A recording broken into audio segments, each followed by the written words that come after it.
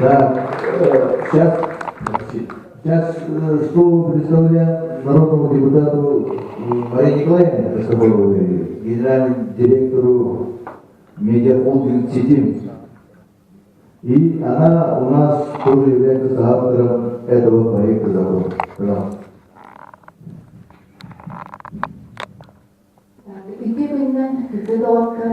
Добрый день, дорогие товарищи. Я думаю, что здесь собрались люди, которые все в теме этого вопроса, да?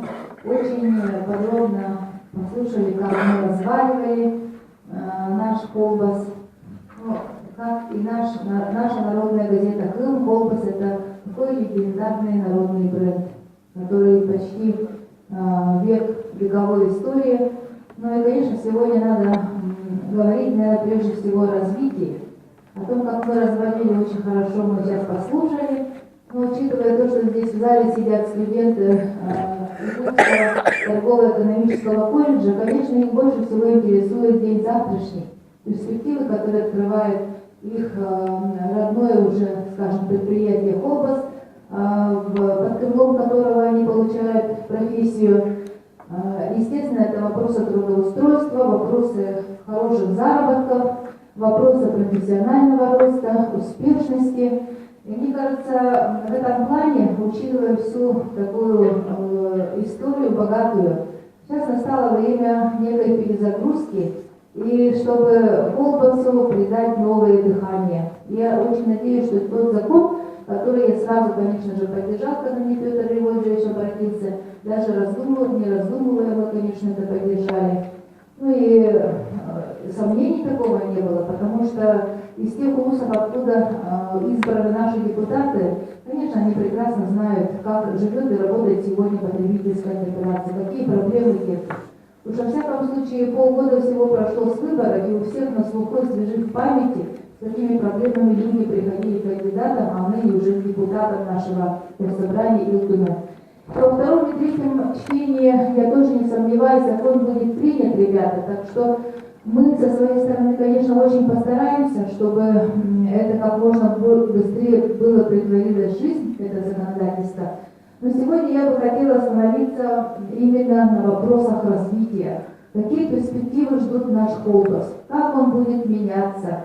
Какие приоритеты для себя изберет? По какому пути пойдет? Именно для того, чтобы, как я сказала, ребята, которые сегодня студенты, завтра придут на производство, имели гарантии, имели уверенность в завтрашнем дне, как бы это банально не звучало. И педагоги, я вижу здесь, торгово-экономического колледжа тоже присутствуют, для них тоже важно, для кого они готовят кадры, да. И в этом смысле, конечно, хотелось, чтобы такие новые понятия, как маркетинговые исследования, брендирование и так далее, были не чуждыми новым направлением деятельности колбаса. У нас в республике создана лизинговая компания, республиканская лизинговая компания, куда и федеральные средства большие поступили, республика тоже пришла возможность поддержать этот лизинговый фонд. Но на сегодняшний день мы знаем, что им собираются воспользоваться другие регионы. Понимаете? Каким-то образом наши предприниматели, собственно, родные предприниматели не имеют возможности получить поддержку лизингового фонда. А вот, пожалуйста, сегодня я прочитала информацию, что ее руководитель Бравина вовсю пропагандирует деятельность фонда по Владивостоке. Так что предприниматели из Амурской области, Хабаровского края, конечно же, они первыми придут, и, естественно, это такие средства с маленьким процентом на долгие годы, очень щадящие условия, и, конечно, будет очень востребовано. Поэтому я хотела бы, чтобы руководство колбаса обратило именно тоже на эту лизинговую компанию нашу, чтобы новые линии заработали, новые виды продукции стали выпускаться на предприятиях потребительской кооперации. И, конечно, они имели современный вид, имели товарный современный вид, были проведены очень качественные маркетинговые исследования, потому что сейчас люди избалованы. Вот, поэтому задач, конечно, стоит очень много, но наша главная цель одна – это сохранить наше легендарное предприятие потребительское общество «Колбас», придать ему новое дыхание и, конечно же, куда деваться. Так или иначе, вам необходимо выстроить взаимоотношения с нашим Министерством сельского хозяйства. Потому что вы работаете на одной территории. Мы же делаем ради одной цели, ради повышения благосостояния наших селян.